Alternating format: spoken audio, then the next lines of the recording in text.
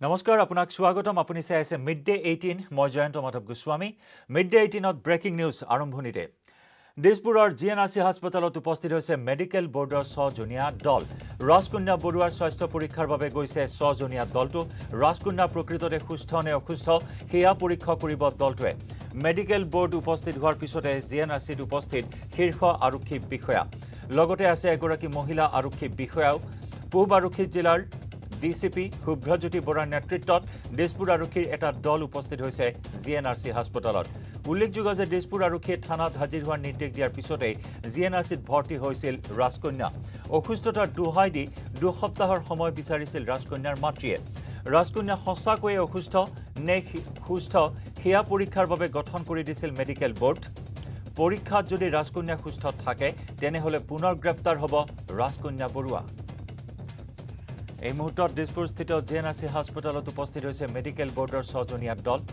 Medical board গঠন কৰি দিয়া হৈছে ৰাজকন্যাৰ স্বাস্থ্য পৰীক্ষা কৰিবলৈ কিয়নো কালি আমি জনাইছিলো কালি দিছপুৰ থানাত হাজিৰ হ'বলৈ সমন জাৰি কৰা হৈছিল কিন্তু তেনে সময়তেই জিএনআৰচি চিকিৎসাধীন হৈ আছিল ৰাজকন্যা বৰুৱা আইসিইউ চিকিৎসাধীন হৈ আছিল দৰাচলতে ৰাজকন্যা বৰুৱা প্ৰকৃততে অসুস্থ হৈছে নে নাই সেই বিষয়টো পৰীক্ষা কৰিবৰ বাবে এই মুহূৰ্তত জিএনআৰচি হাস্পতালত উপস্থিত হৈছে মেডিকেল বোৰ্ডৰ 6 জনীয়া দল 1 অক্টোবৰৰ নিশা হুৰাৰ দাগিত মাতাল হৈ গাড়ী চলাই দুৰ্ঘটনা সংঘটিত হৈছিল দুৰ্ঘটনা সংঘটিত কৰিছিল ৰাজকন্যাৰ বিৰুদ্ধে কেতবোৰ গুৰুতৰ অভিযোগ উত্থাপন হৈছিল হুৰা পান কৰি গাড়ী চলোৱাৰ অভিযোগ উত্থাপন কৰা হৈছিল আৰু এই দুৰ্ঘটনাত 9 জনকৈ লোক আহত হৈছিল পিডব্লিউডিৰ কৰ্মৰত 8 জনকৈ শ্ৰমিক আহত হয় ইয়াৰে জোসেফ নামৰ এগৰাকী শ্ৰমিকৰ দুইখন ভৰি কাটি পেলাবলগীয়া হয় কিন্তু ৰাজকন্যা বৰুৱাক গ্ৰেপ্তাৰ কৰাৰ 24 ঘণ্টাৰ পিছতে যেহেতু জামিনত মুকলি কৰি দিয়া হৈছিল আৰু তাৰ পিছতে তীব্ৰ প্ৰতিক্ৰিয়াৰ সৃষ্টি হৈছিল আৰক্ষীৰ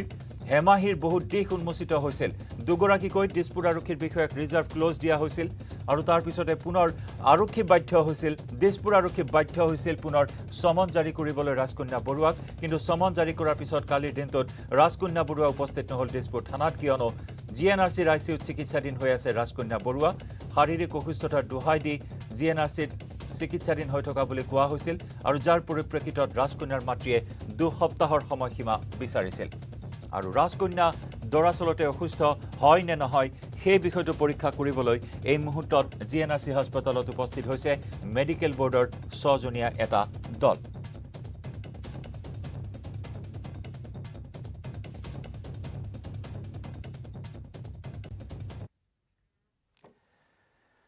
সাবুয়াৰ কাজিখোৱাত আৰক্ষীৰ এনকাউণ্টাৰৰ ঘটনা আৰক্ষীৰ গুলীত আহত হয় অপহৰণকাৰী বিমান বৰা মঙলবাৰে নিশা আৰক্ষীৰে হোৱা সংঘৰ্ষত আহত হয় বিমান বৰা গুঞ্জন শৰ্মা অপহৰণ কাণ্ডত জড়িত আছিল বিমান বৰা ঘটনাস্থলীৰ পৰা উদ্ধাৰ কৰা হয় পিস্তল সহ সক্ৰিয় গুলী সম্প্ৰতি এএমচিএইচত চিকিৎসাধীন হৈ আছে বিমান বৰা কেইবাটাও ডকাইতি আৰু অপহৰণ কাণ্ডত জড়িত আছিল বিমান বৰা এটা দুৰ্ধৰ্ষ অপৰাধী হৈছে বিমান বৰা আৰু আৰক্ষীৰ এনকাউণ্টাৰত আহত হয় বিমান বৰা নামৰ দুৰ্ধৰ্ষ ডকাইত তথা অপহৰণকাৰীটো সাবুয়াৰ কাজিখোৱাত সংঘটিত হয় আৰক্ষীৰ এনকাউণ্টাৰৰ ঘটনা আৰক্ষীৰ গুলীত আহত হয় অপহৰণকাৰী বিমান বৰা মঙলবাৰে নিশা আৰক্ষীৰে হোৱা সংঘৰ্ষত আহত হয় বিমান বৰা উল্লেখযোগ্য যে গুঞ্জন শৰ্মা অপহৰণ কাণ্ডত জড়িত আছিল এইজন বিমান বৰা ঘটনাস্থলীৰ পৰা উদ্ধাৰ কৰা হৈছে পিস্তল সহ সক্ৰিয় গুলী সম্প্ৰতি এএমচিএইচত চিকিৎসাধীন হৈ আছে বিমান বৰা কেইবাটাও ডকাইতি তথা অপহৰণ কাণ্ডত জড়িত আছিল বিমান বৰা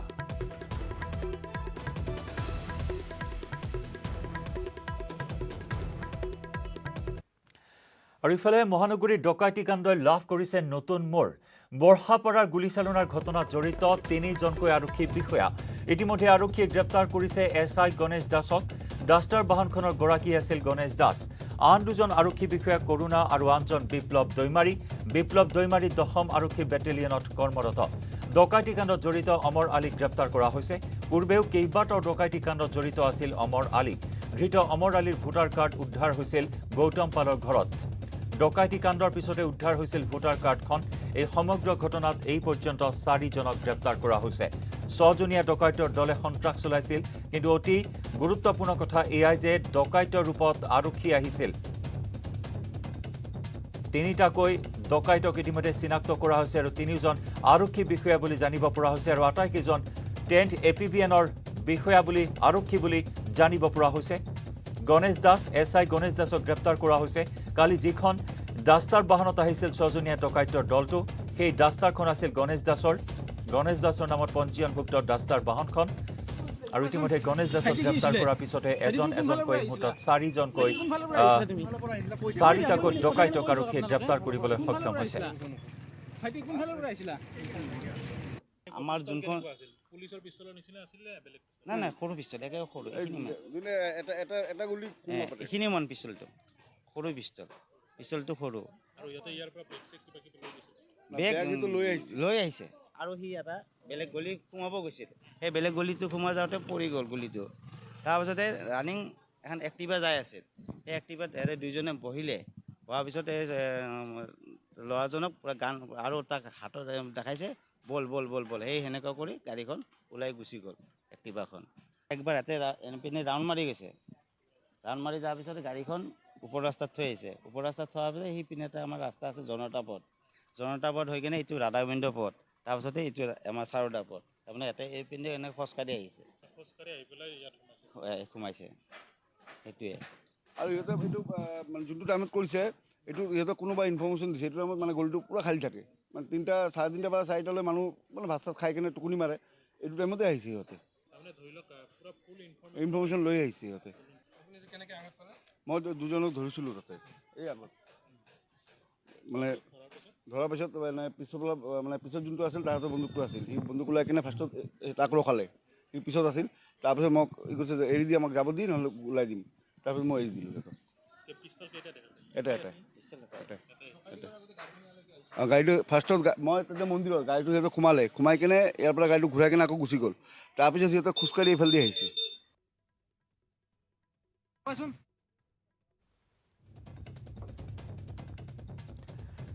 আৰু এই ঘটনা এতিয়া নতুন মূৰ লাভ কৰিছে। আৰু ডকাইতৰ ৰূপত আৰক্ষী আহিছিল 6জনীয়া ডকাইতৰ দল। ইতিমধ্যে 4জনক আৰক্ষীয়ে জালত পেলাবলৈ সক্ষম হৈছে। ইয়াৰে 3জন আৰক্ষী বিষয়া, এজন হৈছে অমৰ আলী। আৰু অমৰ আলীৰ ভোটাৰ কাৰ্ডখন আৰক্ষীয়ে উদ্ধাৰ কৰিবলৈ সক্ষম হৈছিল গৌতম পালৰ বাসগৃহত। গৌতম পালৰ বাসগৃহতে সংঘটিত হৈছিল কালি ডকাইতি কাণ্ড। গৌতম পালৰ পৰিয়ালক পণবন্দী কৰিছিল। এটি কণমানি শিশুক পণবন্দী কৰি মূৰত পিষ্টল টুৱাই লুটপাট চলাইছিল। আৰু তেনে সময়তে পলাই আহিছিল। পলোৱাৰ সময়তে স্থানীয় লোকে কিছু তৎপৰতা প্ৰদৰ্শন কৰিছিল, গুলীচালনা কৰিছিল। গুলীচালনাত লিটন মজুমদাৰ নামৰ এজন লোক আহত হয়। বৰ্তমান হায়াত হাস্পতালত চিকিৎসাধীন হৈ আছে লোকজন। আৰু তাৰ পিছতে আৰক্ষী ঘটনাস্থলীত উপস্থিত হয়। উচ্চপদস্থ আৰক্ষী বিষয়া ঘটনাস্থলীত উপস্থিত হৈ অতি শীঘ্ৰেই ডকাইতক কৰায়ত্ব কৰা হ'ব বুলি আশ্বাস প্ৰদান কৰিছিল। আৰু সেই অনুসৰিয়ে নিশাৰ ভাগতে অভিযান চলাই 4টাকৈ ডকাইতক জালত পেলাবলৈ সক্ষম হৈছে। আমি নামসমূহ আপোনাক জনাই আছোঁ। গণেশ দাস SI গণেশ দাসক আৰক্ষীয়ে জালত পেলাবলৈ সক্ষম হয়। অমৰ আলী নামৰ আন এটা দুৰ্ধৰ্ষ ডকাইতক গ্ৰেপ্তাৰ কৰা হয়।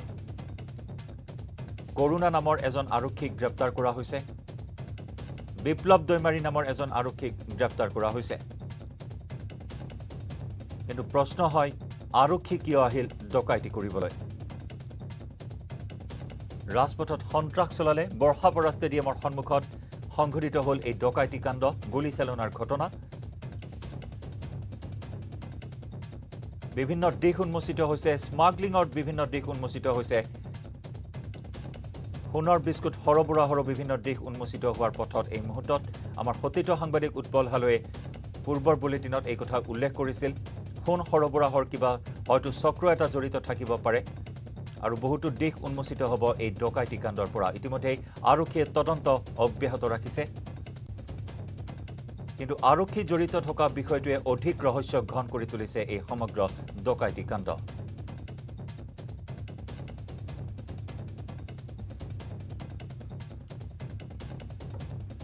আমাৰ সতীৰ্থ সাংবাদিক উৎপল হালৈৰ সৈতে পুনৰ সংযুক্ত হৈছোঁ পোনপটীয়া সম্প্ৰচাৰত। উৎপল, ইয়াৰ পূৰ্বে আপুনি জনাইছিল কেইবাটাও গুৰুত্বপূৰ্ণ দিশৰ কথা। সোণ সৰবৰাহৰ বিভিন্ন দিশ উন্মোচিত হ'ব পাৰে এই ঘটনাক কেন্দ্ৰ কৰি। আৰু তাতোকৈ ডাঙৰ কথা যে আৰক্ষী কিয় জড়িত হ'বলগীয়া হ'ল এই ডকাইতি কাণ্ডত। আৰক্ষীৰ পোছাকত, খাকী পোছাকত পুনৰ দাগ লগালে এইসকল আৰক্ষীয়ে।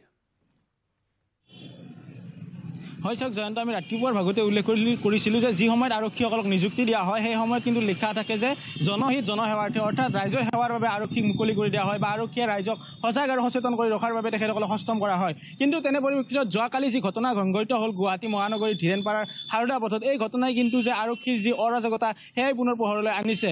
পূৰ্বে বহু চুৰি ডকাইতি বা অপহৰণ কাণ্ডত আৰক্ষী বিষয়া জড়িত হৈ থকাৰ কথা পোহৰলৈ আহিছিলে আৰু যোৱাকালি যি ঘটনা সংঘটিত হ'ল সেই ঘটনাই কিন্তু পুনৰ আৰক্ষীৰ খাকী পোছাকত দাগ লগালে। তিনিগৰাকীকৈ আৰক্ষী ইতিমধ্যে আটক কৰিছে। মই এই মুহূৰ্তত নামকেইটা উল্লেখ কৰিছোঁ, গণেশ দাস, আৰু এই মুহূৰ্তত যি ৰূপকৰ নাম আমি কৰুণা বুলি কৈছিলোঁ, কৰুণা ওৰফে ৰূপক বুলি আমাৰ হাতত নাম আহিছে, আৰু সমান্তৰালভাৱে বিপ্লৱ দৈমাৰী।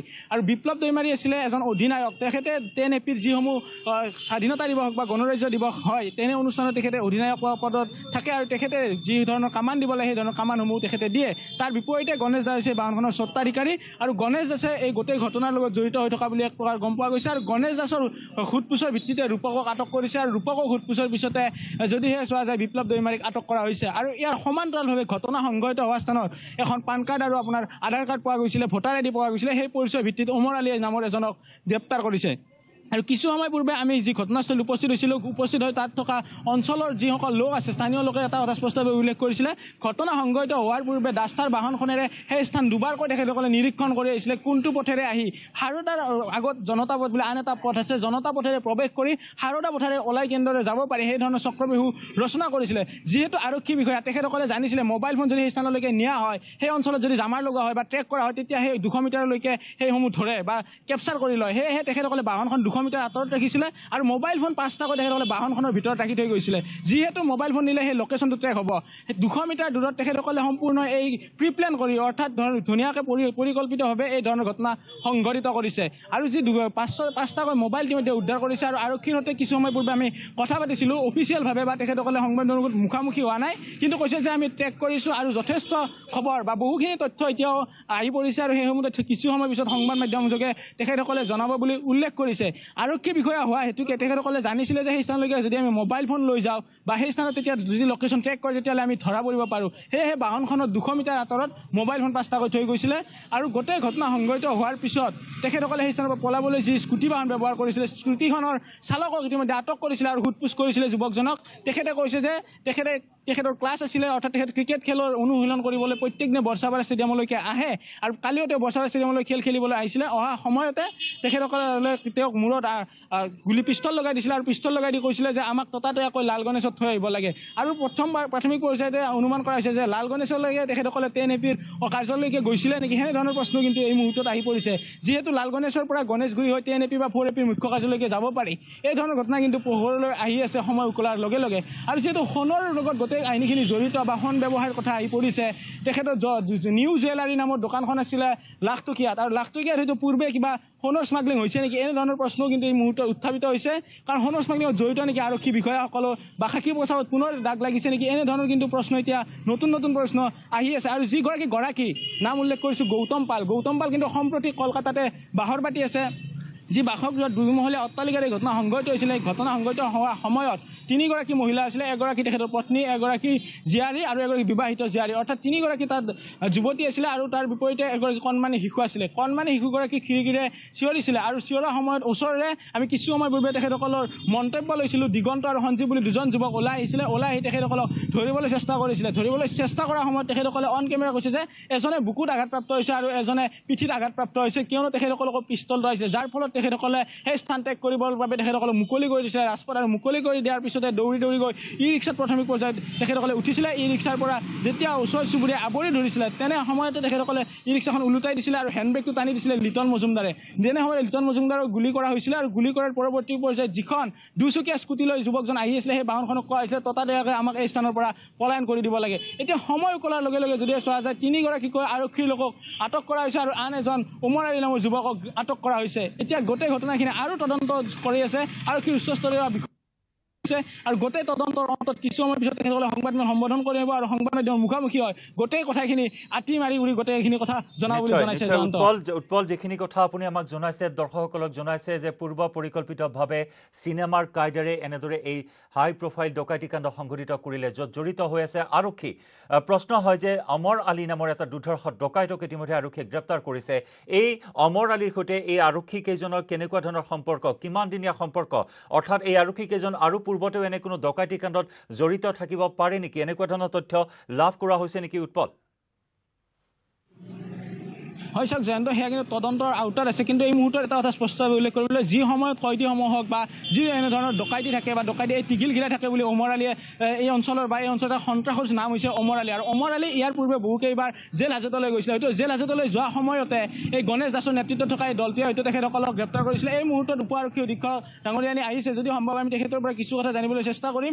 এই মুহূৰ্তত তদন্তৰ খাতিৰত তেখেতসকল আহিছে, কোন স্থানত তদন্ত কৰিছে, কেনেধৰণে তদন্ত কৰিছে, গোটেই কথাখিনি আমি জানিবলৈ চেষ্টা কৰিম। কিন্তু যি কথা আপুনি উল্লেখ কৰিছে ষ্টুডিঅ'ৰ মজিয়ৰ পৰা যে অমৰ আলী কেনেকৈ চিনি বা পৰিচিত, অমৰ আলী যিহেতু ডকাইতি কাণ্ডৰ লগত জড়িত, পূৰ্বে গ্ৰেপ্তাৰ হৈছিলে, হয়তো সেই অমৰ আলীক হয়তো এই গণেশ দাস বা গণেশ দাসৰ লগত থকা তিনিগৰাকী লোকে গ্ৰেপ্তাৰ কৰিব পাৰে, সেনেধৰণে এটা সুসম্পৰ্ক গঢ়ি উঠিছিলে। আৰু সুসম্পৰ্কৰ ফলতে তেখেতসকলে হয়তো আলোচনা কৰি লৈছে যে সমানে সমানে আমি ভাগ বতৰা কৰিম, ডকাইতি কাণ্ড সংঘটিত কৰিলে পূৰ্বে হয়তো এনেধৰণৰ ঘটনা যে নকৰিব সেই কথা কিন্তু নুই কৰিব নোৱাৰি এক প্ৰকাৰ, হয়তো পূৰ্বেও এনেধৰণৰ ঘটনা কোনো কোনো স্থানত সংঘটিত কৰি ভাগ বতৰা কৰি লোৱাৰ কিন্তু হয়তো কিছু তথ্য পোহৰলৈ আহিব পৰৱৰ্তী পৰ্যায়ত। উৎপল, 4টা ডকাইতৰ পৰিচয় মুহূৰ্তত পোহৰলৈ আহিল, আন 2টাৰ পৰিচয় মুহূৰ্তত জানিব পৰা হোৱা নাই, আন 2টাৰ কিবা বিশেষ তথ্য লাভ কৰা হৈছে? আন 2টাৰ বাবে তথ্য ইতিমধ্যে আৰক্ষী প্ৰশাসনে মোবাইল লোকেশ্যন ট্ৰেক কৰিছে, যিহেতু মোবাইলকেইটা সেই বাহনখনতে আছিলে, সেয়েহে ট্ৰেক কৰাত কিছু অসুবিধা হৈছে। এতিয়া সেই যি বৰ্ষাপাৰা ষ্টেডিয়ামৰ সন্মুখ ভাগত হৈছিলে গোটেই ঘটনাৰাজি আৰু সেই অঞ্চল হৈছিলে, সেই দুজন লোককো এতিয়া সেই গোটেই অঞ্চল জুৰি ট্ৰেক কৰিছে আৰু ট্ৰেক কৰি তেখেতসকলৰ তথ্য বিচাৰি আছে বুলি আমাক জনাইছে। কিন্তু কিছু সময়ৰ পিছতে DCPয়ে এই গোটেই বিষয়খিনি লৈ সংবাদ সম্বোধন কৰিব আৰু কি ধৰণৰ নতুন নতুন তথ্য আছে আৰু কেইবাটাও নতুন নতুন তথ্য থকা বুলি আমাক জনাইছে। কিন্তু যে আৰু যে দুজন লোক এতিয়াও বাকী আছে আৰু দুজনে নহয়, হয়তো তেখেতসকলক খবৰ দিয়া লিংকমেনটো থাকিব কেইবাজনৰ সেই স্থানত, যিহেতু ঘৰটোত স্বত্বাধিকাৰী নাছিলে, তাৰ পৰিৱৰ্তে তেখেতৰ জীয়াৰী বা মহিলাহে আছিলে ঘৰটোত, এনেধৰণৰ খবৰসমূহ দিছিলে। বা আৰু বাসগৃহটোত ইতিমধ্যে 2 বছৰে ধৰি কৰ্মৰত শ্ৰমিকসকল আছে, শ্ৰমিকসকলকো তদন্তৰ আওতালৈকে অনা হ'ব, কোন কোন আছিলে কোন কোন নাই, গোটেই ঘটনা আচলতে চালি জাৰি চোৱা হ'ব বুলি যোৱাকালি নিশাই পাৰ্থসাৰথী মহন্ত ডাঙৰীয়াই স্পষ্টভাৱে উল্লেখ কৰিছিলে। কিন্তু এটা কথা ক'ব লাগিব যে ফাটাছিল আমবাৰী থানাৰ অধীনত যোৱা যি বিগত 3টা মাহত চোৱা যে কেইবাটাও ডকাইতি কাণ্ড ঘটনা সংঘটিত হৈছিলে আৰু কিছু মাহ পূৰ্বে এখন ইন'ভা বাহনৰ পৰা 5 লাখ টকা কিন্তু এই অঞ্চলৰ পৰা ডকাইতি কৰি লৈ গৈছিলে। তাৰে পূৰ্বে কিন্তু MK জুৱেলাৰীৰ পৰাও কিন্তু ডকাইতিৰ কাণ্ড সংঘটিত হৈছিলে। এই যি অপৰাধী ৰম্যভূমিত এক প্ৰকাৰ পৰিণত হৈছে ফটাচিলৰ ধীৰেণপাৰাই হওক বা লালগণেশ হওক এই বৃহত্তৰ অঞ্চলটো, কিয়নো যি সময়ত ৰাজধানী চহৰ গুৱাহাটী মহানগৰীত প্ৰত্যেক দিনে আৰক্ষী প্ৰশাসনে নিৰাপত্তা ব্যৱস্থাত থাকে বা আৰক্ষী প্ৰশাসন কটকটীয়া নিৰাপত্তা ব্যৱস্থা বুলি কোৱা হয়, তেনে সময়তে লালগণেশ হৈ এটা ব্যস্ত অঞ্চললৈ কেনেকৈ পলায়ন কৰিবলৈ সক্ষম হ'ল, সেয়া কিন্তু এই মুহূৰ্তত ডাঙৰ প্ৰশ্ন হৈ থিয়া দিছে। নিশ্চয় আপুনি দৃষ্টি ৰাখক উৎপল, আপুনি সমগ্ৰ বিষয়টোৰ ওপৰত দৃষ্টি ৰাখক। বহুতো দিশ উন্মোচিত হোৱাৰ পথত, যিহেতু তদন্তৰ খাতিৰত এতিয়া সংবাদ মাধ্যমৰ সন্মুখত সকলো কথা কোৱা নাই, আৰক্ষীয়ে হয়তো কিছু সময় পিছত সংবাদ মাধ্যমৰ জৰিয়তে সংবাদ মেল পাতি আৰক্ষীয়ে এই হাই প্ৰফাইল ডকাইতি কাণ্ডৰ সকলো তথ্য প্ৰকাশ কৰিব। উৎপল, বিদায় জনাইছোঁ কিছু সময় আপোনাক। এইখিনি মুহূৰ্তত আমি পৰৱৰ্তী সময়ত পুনৰ সংযুক্ত হ'ম আপোনাৰ সৈতে। কিন্তু প্ৰশ্ন হৈছে, যি সময়ত জনসেৱাৰ্থে জনহিতাৰ্থে থকা অসম আৰক্ষী জড়িত আছে এনেসমূহ ডকাইতি কাণ্ডত, গতিকে প্ৰশ্ন হয় কিমান সুৰক্ষিত আপুনি মই বা মহানগৰবাসী। ইতিমধ্যে আমাৰ সাংবাদিক উৎপলে জনাইছে যে তাত কেইবাটাও স্থানত ধীৰেণপাৰাত বিগত সময়ছোৱাত বহুকেইটা অপৰাধজনিত ঘটনা সংঘটিত হৈছে, কিন্তু তাৰ পিছত কিন্তু এইবাৰ আৰক্ষীয়ে নিজে ডকাইতৰ ৰূপ লৈ সন্ত্ৰাস চলাইছে, গুলীচালনাৰ ঘটনা সংঘটিত কৰিছে। পূৰ্ব পৰিকল্পনাৰে এই ডকাইতি কাণ্ড সংঘটিত কৰিলে আৰু ইতিমধ্যে জালত পৰিছে আৰক্ষীৰ কেইবাটাও ক্লু আৰক্ষীয়ে লাভ কৰিবলৈ সক্ষম হৈছে আৰু সেই ক্লুৰ আধাৰত বৰ্তমান তীব্ৰ গতিত অনুসন্ধান তথা তদন্ত অব্যাহত ৰাখিছে আৰক্ষীয়ে।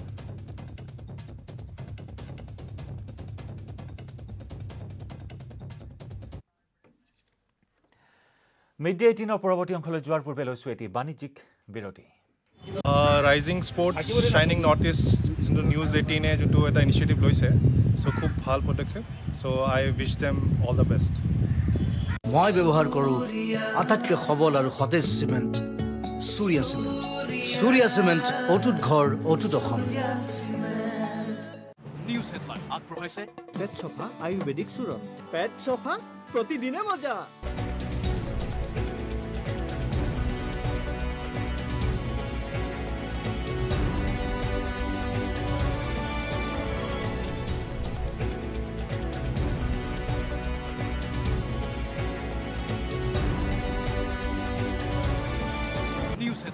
পঢ়াইছে পেট চফা আয়ুৰ্বেদিক চূৰণ পেট চফা প্ৰতিদিনে মজা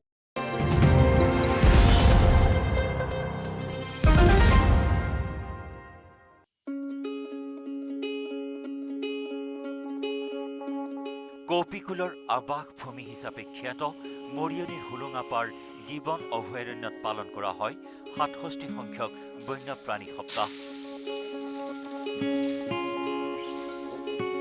1 অক্টোবৰৰ পৰা 7 অক্টোবৰলৈকে 67 সংখ্যক বন্যপ্ৰাণী সপ্তাহৰ লগত সংগতি ৰাখি মৰিয়নি বন বিভাগে অভয়াৰণ্যখনত গছপুলি ৰোপণৰ কাৰ্যসূচী গ্ৰহণ কৰিছে।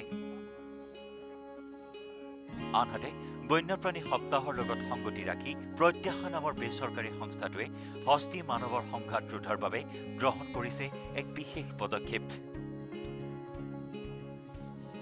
মিছন গিবন 2021 নামেৰে সংস্থাটোৱে আৰম্ভ কৰা এই পদক্ষেপ অনুসৰি অভয়াৰণ্যখনত প্ৰায় 200ৰো অধিক ফল মূলৰ লগতে মূল্যৱান গছপুলি ৰোপণৰ পৰিকল্পনা গ্ৰহণ কৰিছে। এই কাৰ্যসূচীৰ আনুষ্ঠানিকভাৱে শুভাৰম্ভণি কৰে যোৰহাটৰ DFO নন্দ কুমাৰে।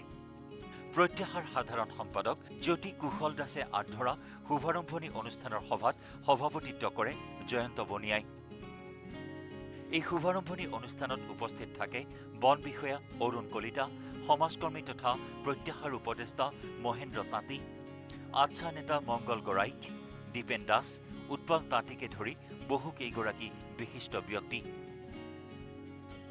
উল্লেখযোগ্য যে বনাঞ্চলখনৰ ভিতৰত হাতীৰ বাবে পৰ্যাপ্ত পৰিমাণৰ খাদ্য নথকাৰ ফলত খাদ্যৰ সন্ধানত হাতীৰ পালটোৱে জনাঞ্চলত প্ৰৱেশ কৰে, যাৰ ফলত হাতী মানুহৰ সংঘাত বৃদ্ধি পাইছে।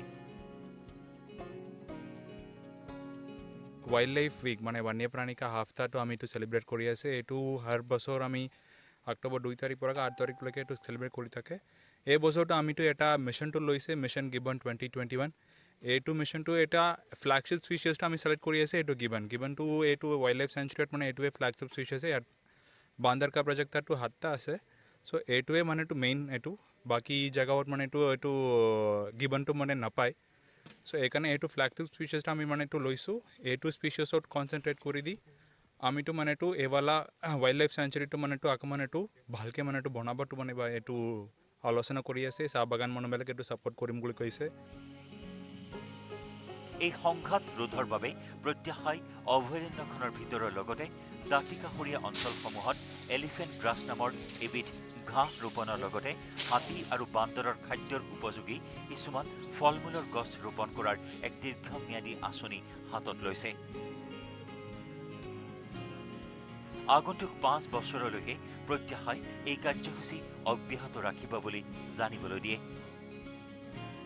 মূল লক্ষ্য আৰু উদ্দেশ্য হৈছে যে হাতী মানুহৰ সংঘাত যি দিনক দিনে বৃদ্ধি পাইছে এই বৃদ্ধি সংঘাত আমি কিবা প্ৰকাৰে আমি ৰোধ কৰিব পাৰোঁ। আজি DFO ছাৰ আমাৰ মাজত আছে, বন বিষয়া মহোদয়ৰ গোটেই ডিপাৰ্টমেণ্টৰ লগত আমি কথা পাতিছোঁ। আমি এটা প্লান কৰিছোঁ যে অহা 5 বছৰ দিম DFOৰ লগত জইণ্টলি আমি ইয়াত এটা বিশেষ প্ৰজাতিৰ ঘাঁহ এলিফেণ্ট গ্ৰাছ বুলি কয় হাতীৰ যাতে খাদ্যৰ বাবদ যাতে বাহিৰত গৈ পেলাই মানে জনাঞ্চলত গৈ পেলাই মানুহৰ লগত সংঘাত নহয়। আৰু ইয়াত যি আমাৰ আজি আদালতত হাজিৰ কৰোৱা হ'ব DIG ৰনক আলী হাজৰিকাক। মুখ্যমন্ত্ৰীৰ তদাৰকী শাখাই 10 দিনৰ জিম্মাত বিচাৰিব হাজৰিকাক। মঙলবাৰে হেঙেৰাবাৰীৰ বাসগৃহৰ পৰা গ্ৰেপ্তাৰ কৰা হৈছিল ৰনক আলী হাজৰিকাক। আয়তকৈ সামঞ্জস্যহীন সম্পত্তি থকাৰ অপৰাধত গ্ৰেপ্তাৰ কৰা হৈছিল হাজৰিকাক। ইতিমধ্যে ৰনক আলী হাজৰিকাৰ ঘৰত উদ্ধাৰ হৈছে বহু বিদেশী মুদ্ৰা, উদ্ধাৰ হৈছে বহু বীমা পলিচি।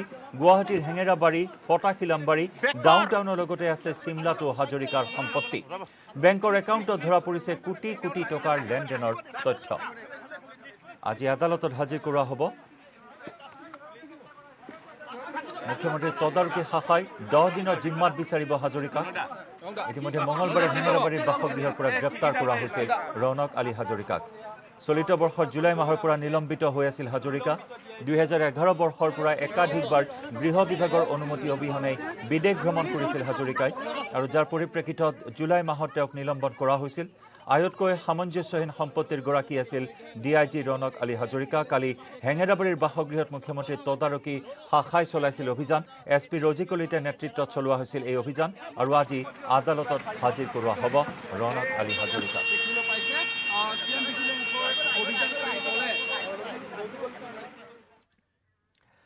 আৰু ইয়াৰে সৈতে সময় হ'ল মিড ডে 18ৰ পৰা বিদায় লোৱাৰ। নমস্কাৰ।